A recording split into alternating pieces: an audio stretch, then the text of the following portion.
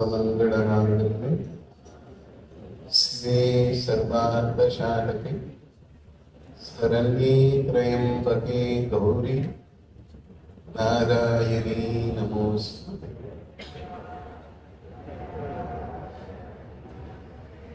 மனுஷ பிறவி கிடைக்கிறது அபூர்வம், பாக்கியம். அப்படி நிறைய புண்ணியமும் பாக்கியமும் செய்திருந்தால்தான் மனுஷ பிறவி கிடைக்கும். அப்படி அந்த மனுஷ பிறவியில பக்தி கிடைக்கிறது அதை விட பெரிய புண்ணியம். மனுஷ பிறவி அவ்வளவு சீக்கிரத்துல கிடைக்காது. அப்படி அந்த பிறவி கிடைச்சாலும் பக்தி அவ்வளவு சீக்கிரத்துல கிடைக்காது. ஒருத்தருக்கு பக்தி இருக்கு அப்படின்னா அவங்க விருப்பப்பட்டதால வந்ததில்லை, அவங்க முயற்சி எடுத்ததால வந்ததில்லை, அம்மா கொடுத்ததால தான் வந்தது பக்தி. அதனாலதான் சொல்லியிருக்காங்க, அவன் அருளாலே அவன் தாழ்வன். தெய்வத்தை வணங்கணும்னா கூட தெய்வத்தினுடைய அருள் இருந்தால்தான் கிடைக்கும். அப்படி பக்தி வரும் பொழுது அந்த பக்திக்குன்னு சில பலன்கள் நமக்கு உண்டாகும். ஒரு பசுவை வளர்க்கும் பொழுது அந்த பசுவிலிருந்து பால் கிடைக்கும். ஒரு பழ மரத்தை வளர்க்கும் பொழுது அந்த மரத்திலிருந்து பழங்கள் கிடைக்கும்.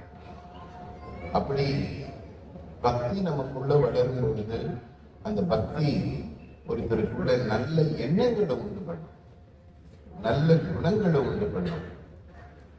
இந்த நல்ல எண்ணமும் நல்ல குணமும் ஒருத்தரை நல்ல காரியங்கள், புண்ணிய காரியங்களை செய்ய வேண்டும். அந்த புண்ணியம் மட்டும்தான் வாழ்க்கையில ஒருத்தருக்கு எல்லா சுகங்களையும் சந்தோஷத்தையும் கொடுக்கும்.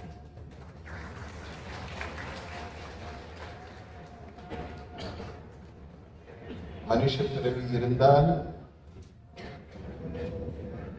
பெரிய புண்ணியம் செய்ய சந்தர்ப்பம் கிடைக்கும். பக்தி இருந்தால் நன்மை செய்ய சந்தர்ப்பம் கிடைக்கும். அப்படி நன்மை செய்யும் பொழுது வாழ்க்கையில் சந்தோஷமும் ஆனந்தமும் உருவாகும். பக்தி மனுஷ வாழ்க்கைக்கு கிடைச்ச ஒரு மிகப்பெரிய சக்தி. இன்னைக்கு அம்மாவுடைய இந்த ஜெயந்தி விழாவில்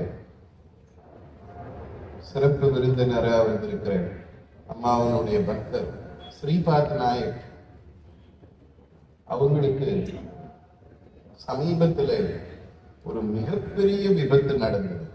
விபத்துனா ஏதோ சின்ன விபத்து இல்லை, ஒரு பெரிய விபத்து. அந்த விபத்துல ஒரு சிலருக்கு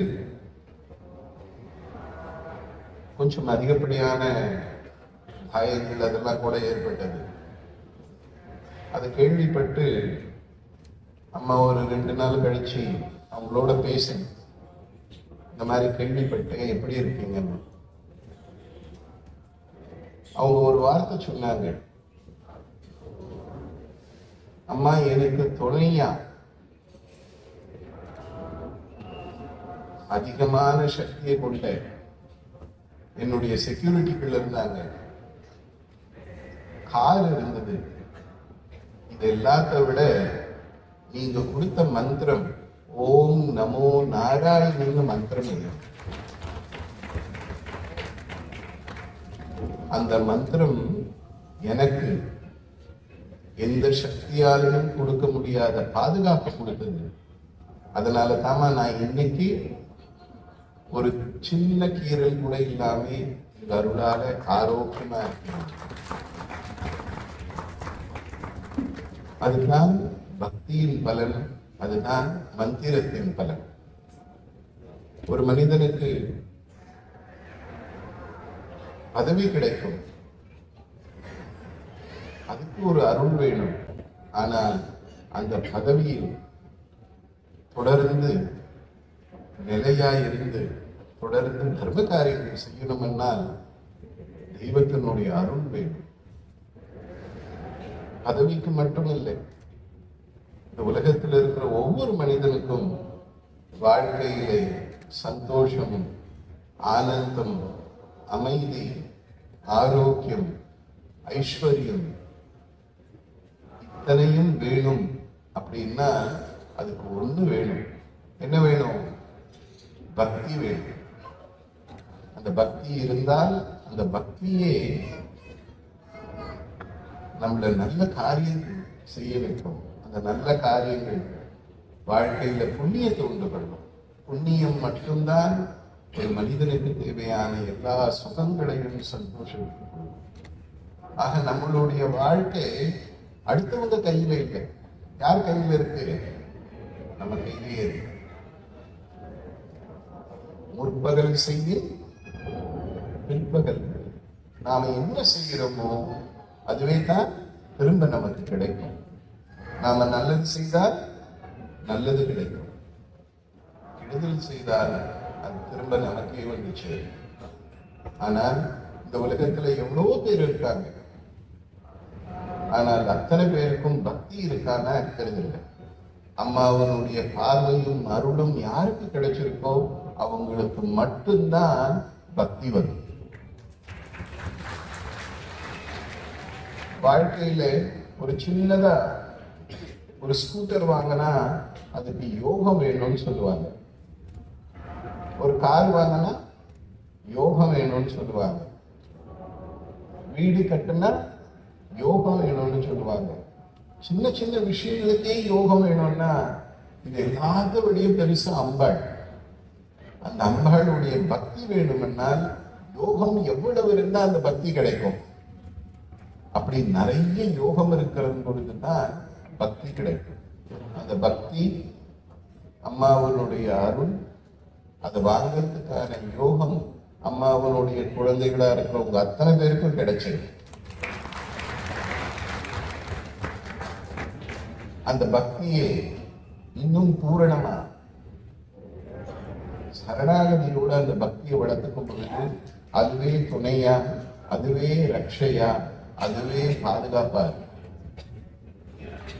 அதனால மனுஷ பிறவி எந்த அளவுக்கு விசேஷமோ அந்த அளவுக்கு விசேஷம் அந்த பிறவியில் கிடைக்கிற பக்தியும், பக்தியா நாம் செய்கின்ற நல்ல காரியம். இதுதான் மனுஷ பிறவியினுடைய வாழ்க்கையை உயர்த்துறது. இந்த உலகத்துல மனுஷனா பிறந்திருக்கிற எல்லாருக்குமே வாழ்க்கையில முன்னுக்கு வரணும்னு ஆசை இருக்கும். அதுக்காக எல்லாருமே முயற்சி செய்யறாங்க. முயற்சி செய்யற எல்லாருக்கும் வெற்றி கிடைச்சிருக்கிறதா? வாழ்க்கையில் அவங்க நினைச்ச மாதிரி முன்னுக்கு வந்துடுறாங்களான்னு பார்த்தோம்னா இல்லை. ஒரு சிலர் மாத்திரம் அந்த முயற்சி செய்யறது அவங்க நினைக்கிறபடி நடக்கும். அது எதனால அப்படின்னா முயற்சி செஞ்சதாலேயான்னு கிடையாது. எல்லாரும் தானே முயற்சி செய்யறாங்க. யாருக்கு வாழ்க்கையில முன்னேற்றம் வரணும், நல்ல முன்னுக்கு போகணும்னு ஆசை இருக்காது. எல்லாருக்கும் தானே ஆசை இருக்கு. ஆனால் அது ஒரு சிலருக்கு மாத்திரம்தான் அவங்களுடைய எண்ணம் ஈடேறுது, சாத்தியமாகுது. யார் அந்த ஒரு சிலர்? பக்தியும் புண்ணியமும் இருக்கிறவங்களுக்கு மட்டும்தான் அது சாத்தியம். அப்படி ஆன்மீகத்துல வரும் பொழுது பக்தி வரும். பக்தியோட கூட புண்ணியங்களையும் செய்யக்கூடிய சந்தர்ப்பமும் சக்தியும் கிடைக்கும். இது ரெண்டு வாழ்க்கையில இருக்கும் பொழுது அந்த வாழ்க்கையில சுகம், சந்தோஷம், ஆனந்தம், ஆரோக்கியம் அத்தனையும் உண்டாகும். அந்த வகையில இந்த மங்களகரமான நாள்ல சகல லோகத்துல இருக்கிற சகல ஜீவனும் அம்மாவனுடைய பரிபூர்ண அருளோட, ஆனந்தத்தோட, ஆரோக்கியமா, சந்தோஷமா, சகல ஐஸ்வர்யங்களுடன் வாழணும் ஆசை.